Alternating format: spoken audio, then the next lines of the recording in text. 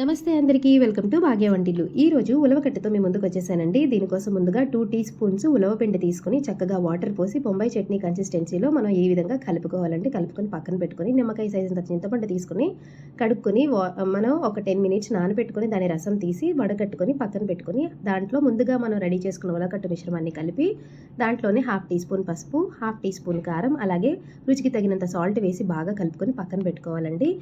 దీనికి తాలింపు కోసం కళాయి పెట్టి కొద్దిగా ఆయిల్ వేసి జీలకర్ర, చిన్న ఆనియన్, పచ్చిమిరపకాయ, ఎండుమిరపకాయ, కొద్దిగా కరివేపాకు వేసి బాగా ఫ్రై చేసుకోవాలండి.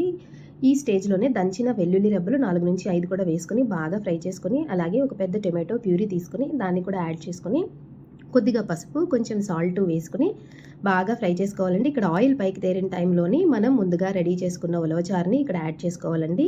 ఇది బాగా ఉడికిపోతుంది. 5 to 10 మినిట్స్లో అయిపోతుందండి. పిండి ఉడికిన తర్వాత మనం కొత్తిమీర వేసుకొని దించి సర్వ్ చేసుకోవడమే. చాలా టేస్టీగా ఉంటుందండి. మీరు కూడా తప్పకుండా ట్రై చేయండి. నా ఛానల్ ఎవరైనా ఫస్ట్ టైం చూస్తే ప్లీజ్ లైక్ చేసి, షేర్ చేసి, సబ్స్క్రైబ్ చేసుకోండి. Thank you all.